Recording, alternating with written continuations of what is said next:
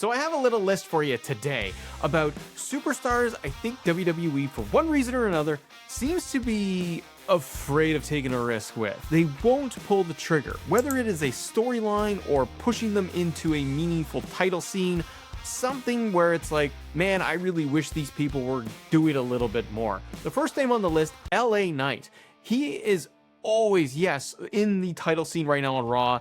That's been great, but they haven't pulled the trigger. They haven't taken that extra step, that risk, I feel, of maybe make him a world champion. Put him in the #1 contendership spot. Have him going up with Jay and Punk. Remember on Raw recently, you had LA Knight do his entrance and a sign that was like talking about how like, hey, that's not Jey Uso, we want LA Knight. Yeah. He is somebody where I'm like, why can't you? Why can't you just have it where he goes on a 3-month title run?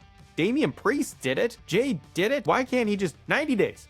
Just say like, hey, for 90 days, we'll make someone like LA Knight world champion. I get it. They have other stories in place, and I understand as well that things like Seth Rollins' injury are a little bit of a domino effect.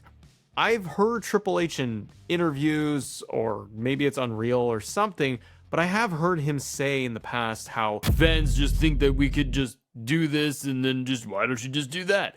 It's just that simple. He did highlight that it does trickle down.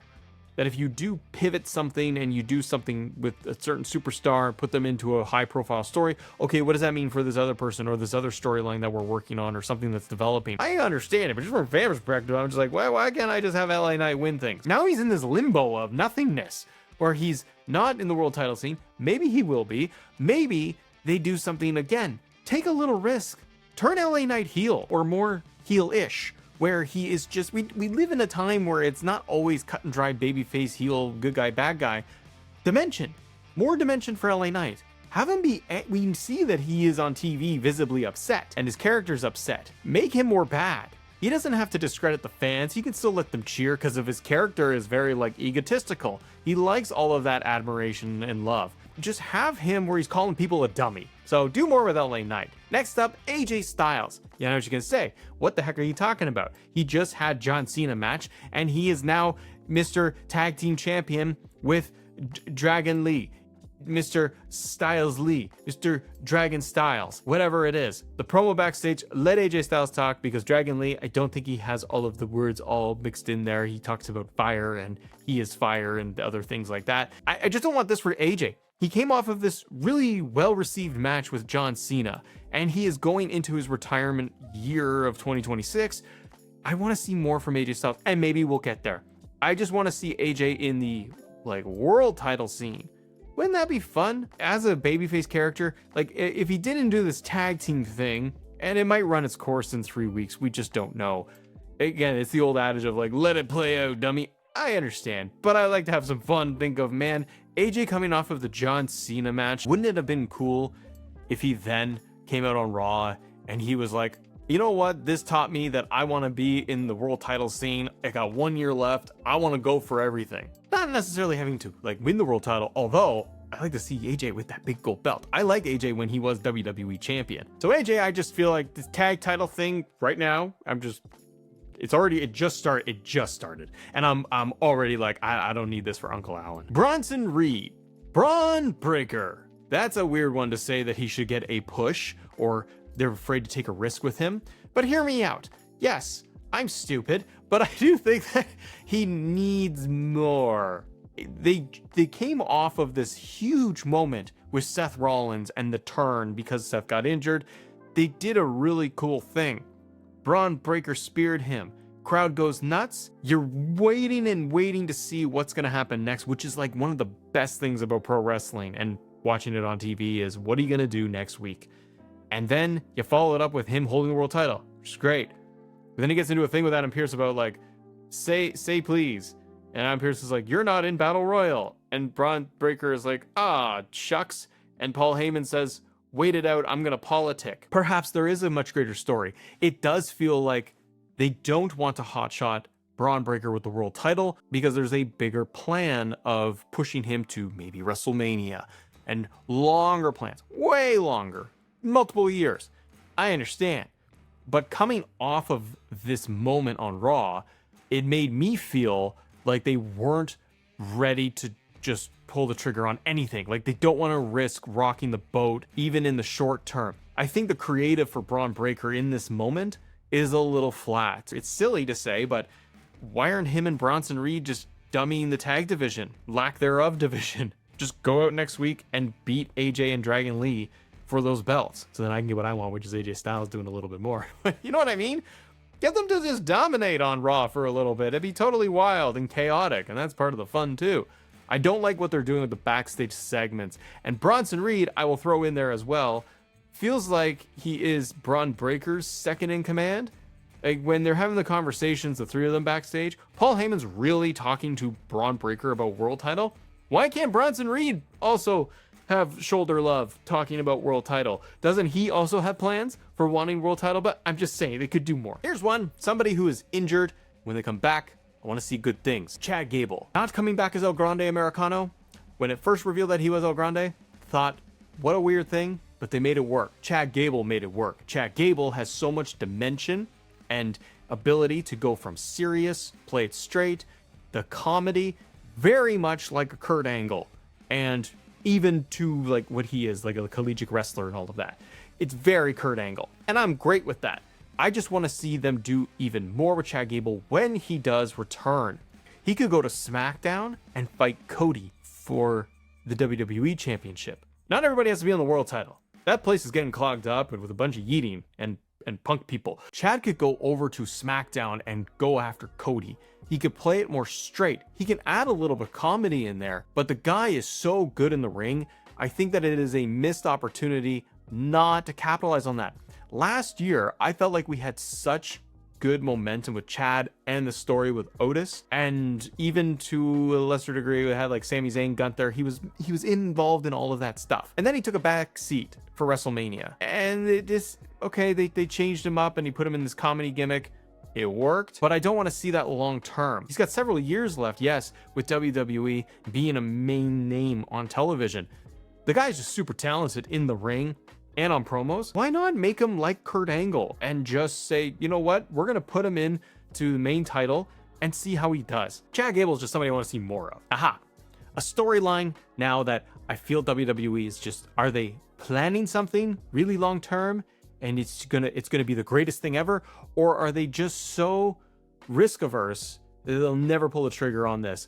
Finn Balor, Dom Mysterio, not pushing them higher on the card, but fearful of doing the storyline, pushing that. It is teased on and off with Judgment Day for years now. Like Dom and Finn, they've been going at this thing endlessly.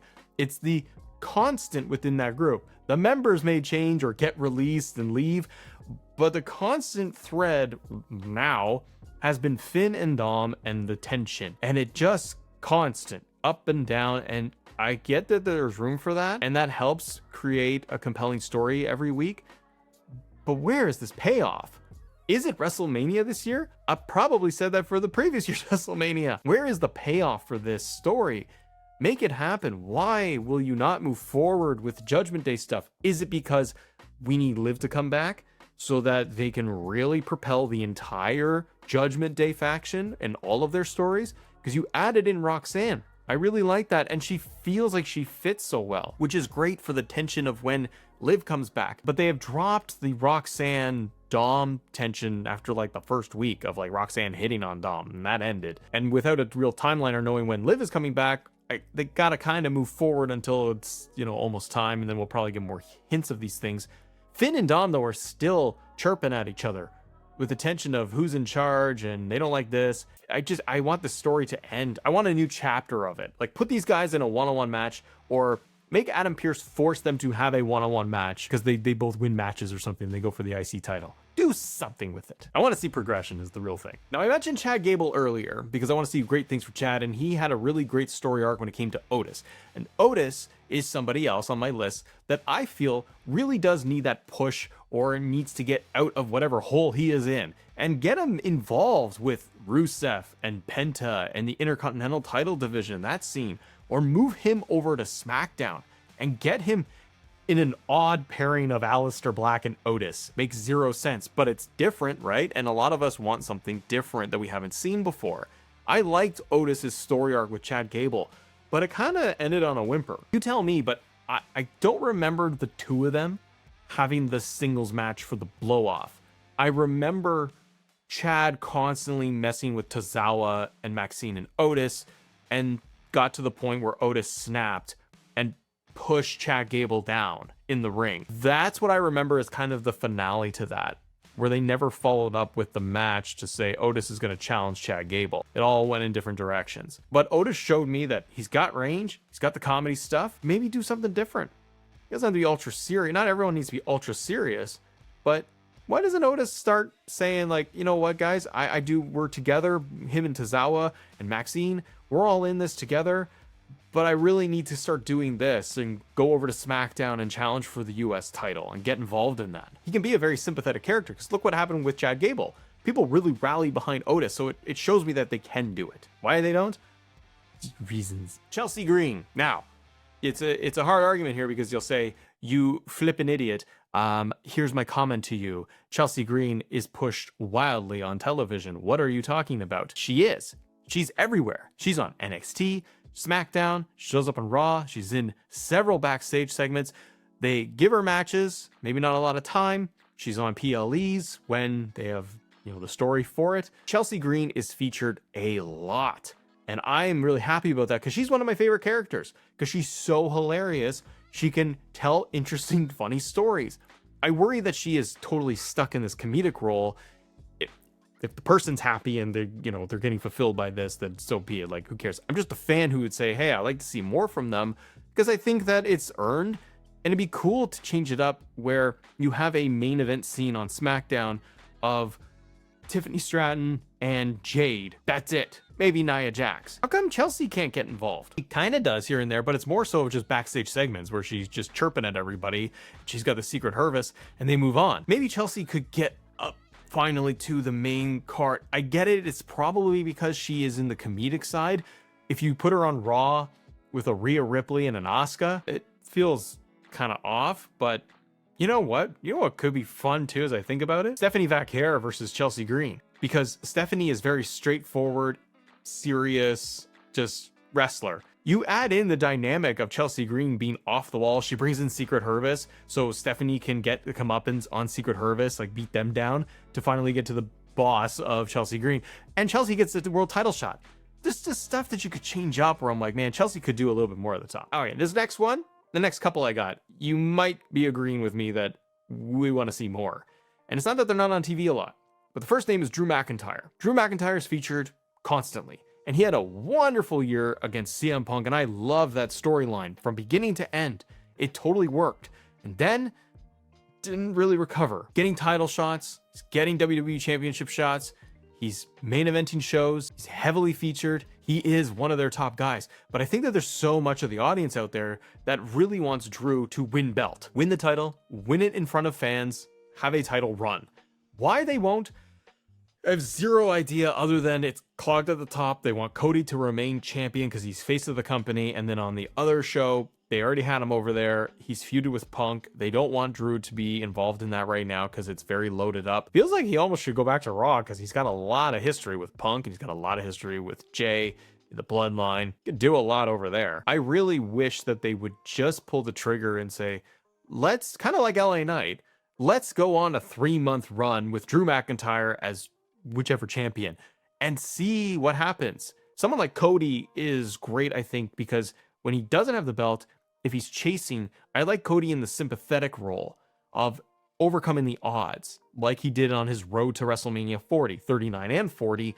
It's very much roadblocks. How does Cody overcome the odds? Because he's a big baby face. It would be great to see Cody chasing Drew McIntyre. Drew is similar in what was the Kevin Owens role, I feel, with Cody in that feud, where I just wish that Kevin Owens won the belt. Instead, they used a story beat and brought out the Winged Eagle, which really worked, and the Rumble match was fantastic. It's giving him the title. Kevin Owens the title, they'll give him the title. Drew, I just think is just one of those names where so many fans are like, it's kind of the time to do this, and why they won't, I'm not sure. The next name is Jimmy Uso. Again, Jimmy is getting pushed. He's on TV. He's involved with Jay. He's involved with Roman. He's in these storylines. There seems to be some rumblings and groundswell of Jimmy should be the one getting title shot. Jimmy should be the bad guy again. Or Jay's turning heel and Jimmy should be the big good guy. Jimmy should be on his own and like totally away from everything else. I feel like they've done a little bit of that on SmackDown when he was trying to have a singles run, and then they didn't do enough. Like, he was losing a lot to other people. You got a good thing going right now with this story arc of him and Jay and Roman because of all of the history of the bloodline and their twins and the tags and all of these things. Jimmy is somebody where I'm like, I want to see what they do. I'm not forgetting and discounting that they did have a split and they told the Jimmy J story a little bit, but the WrestleMania match was not very good. Maybe they could redo it with a different twist. I just think that maybe we're seeing it right now too, that maybe we are in that process of they're going to do more with Jimmy because maybe they see a little bit more value with him. Okay, next is why won't they turn him heel? You know who it is. Randy Orton. Why won't Randy turn heel? Is it a wait and see? Probably. Maybe it's just not the right time.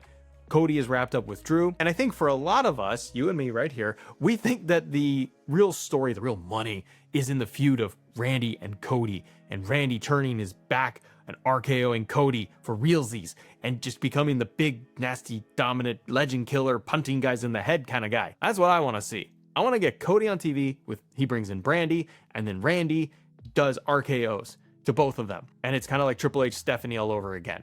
Menacing, diabolical. Problem is the fans would probably cheer for Randy and they don't want that going up against Cody. So eventually though, you gotta do something with Randy. Randy's beloved right now. He's the old veteran now. But there's so much to mine from Randy, and he's probably gonna be around for a long time on TV too.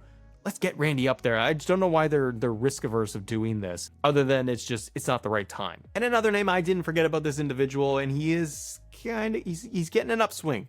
I'm curious what they're gonna do. Maybe he needs a faction.